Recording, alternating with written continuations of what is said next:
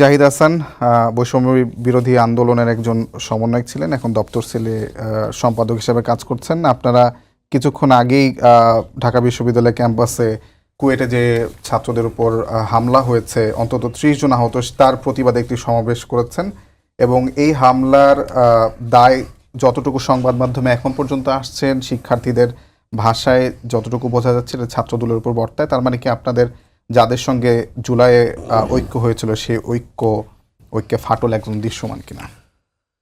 ধন্যবাদ। আমরা খুবই আজকে দুঃখিত এবং ভারাক্রান্ত মন নিয়ে কথা বলছি। যারা জুলাই মাসে, অগস্ট মাসে গণ অভ্যুত্থানে আমাদের সাথে থেকে, আমাদের পাশে থেকে লড়াই করেছিল, যেই ছাত্রদলের ওয়াসিম চিটাঙ্গে বুক চিতিয়ে লড়াই করেছিল, সেই ছাত্রদলকে আজকে আমরা এই গণ অভ্যুত্থানের যে আকাঙ্ক্ষা, গণ অভ্যুত্থানের যে চাহিদা এবং গণ অভ্যুত্থানের পরবর্তী যেমন বাংলাদেশ আমরা চেয়েছিলাম, তার বিপক্ষে অবস্থান নিতে দেখলাম। আজকে আমরা খুবই উদ্বেগের সঙ্গে দেখলাম যে কুয়েটে, খুলনা প্রকৌশল বিশ্ববিদ্যালয়ে ছাত্রদের উপরে, সাধারণ ছাত্রদের উপরে ছাত্রদলের নেতারা এবং একই সঙ্গে আশপাশের বিএনপি নেতারা, যুবদল নেতারা ছাত্রদের উপরে হামলা করছে এবং সেই একই রকমের ছাত্রলীগের স্টাইলে দেশীয় অস্ত্র নিয়ে, যেমনটি আমরা 15ই জুলাই ঢাকা বিশ্ববিদ্যালয় ক্যাম্পাসে দেখেছিলাম। 15 জুলাই দেখেছিলাম যে ছাত্রলীগ যখন ছাত্ররা, ইভেন নারী শিক্ষার্থীরা যখন ক্যাম্পাসে মিছিল করছিল, তখন ঢাকা বিশ্ববিদ্যালয় ছাত্রলীগ এবং আশপাশের ঢাকা মহানগরের বিভিন্ন অঞ্চলের ছাত্রলীগ, যুবলীগের নেতাকর্মীরা যেমনভাবে আমাদের উপর হামলা করেছিল 15ই জুলাই, ইভেন তারা নারী শিক্ষার্থীদেরকে তাদের হাত থেকে রেহাই দেয়নি। ঠিক একই কায়দায় আজকে আমরা কুয়েটে দেখলাম ছাত্রদলও এবং একই সঙ্গে আশেপাশের বিএনপি, যুবদলের নেতারা তারা আজকে হামলা করেছে।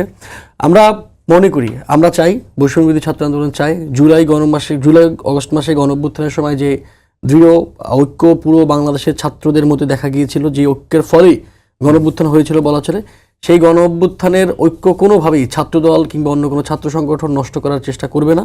যে আকাঙ্ক্ষা নিয়ে আমরা লড়াই করেছিলাম, সেই আকাঙ্ক্ষা সমুন্নত রাখবে এবং ঐক্যটা ঠিক তখন হয় যখন আমরা ঠিক যে জন্য জুলাই অগস্টে লড়াই করেছি, ঠিক যে জন্য প্রায় 2000 শহীদ শাহাদাত বরণ করেছেন, জীবন দিয়েছেন, আত্মত্যাগ করেছেন, সেই আকাঙ্ক্ষা, সেই চাহিদাকে যখন সবাই মিলে সমুন্নত রাখতে চায়, তখনই একটা ঐক্য হয়ে যায়। ঐক্য বলে কয়ে টেবিলে বারবার বসে হয় না, ঐক্য হয় মূলত কাজের মাধ্যমে। সুতরাং আমরা যে জন্য করেছিলাম, আমরা যে জন্য চেয়েছিলাম, আমরা যে জন্য ছাত্রলীগকে ক্যাম্পাস থেকে 16ই জুলাই রাতে ঢাকা বিশ্ববিদ্যালয় থেকে প্রত্যেকটি হল থেকে একের পর এক বের করে দিয়েছিলাম, সকল ছাত্ররা ঐক্যবদ্ধ হয়ে, সেখানে প্রত্যেকটি রাজনৈতিক সংগঠনের ছাত্ররা ছিল, সাধারণ শিক্ষার্থীরা যারা কোনো রাজনৈতিক দলের সঙ্গে যুক্ত নয়। ঠিক যেই কারণটাতে ছাত্রলীগ যাবে আমাদেরকে অত্যাচার করেছিল, সেই অত্যাচারের ক্ষোভে ক্ষুব্ধ হয়েই তো আমরা ছাত্রলীগকে ক্যাম্পাস থেকে বিতাড়িত করেছিলাম। সুতরাং এই ক্ষোভের ব্যাপারটি ছাত্রদল বুঝতে পারবে এবং তারা এইরকম কাজ আর করবে না। এই কাজের মাধ্যমেই মূলত আমাদের আজকের বা জুলাই অগস্ট মাসের যে আপনারা তো ঐক্য চাচ্ছেন, আবার ছাত্রদলের বিরুদ্ধে তো আপনাদের আওয়াজও তুলতে হলো আজকে ক্যাম্পাসে এবং জোরালো আওয়াজই তুলেছেন। তো সেইখানে আসলে কি ঐক্য এবং জোরালো আওয়াজ একজনের বিরুদ্ধে দাঁড়িয়ে সেটা কি সম্ভব? দেখুন, জোরালো আওয়াজ তুলতে হয়েছে। দেখুন, আমরা দেখেছি আজকে ছাত্রদল যেটি কুয়েটে করেছে, এটি গণ অভ্যুত্থানের যে চাহিদা, গণ অভ্যুত্থানের যে আকাঙ্ক্ষা, গণ অভ্যুত্থানের পরবর্তী যেমন বাংলাদেশ, তার পুরোপুরি বিরোধী।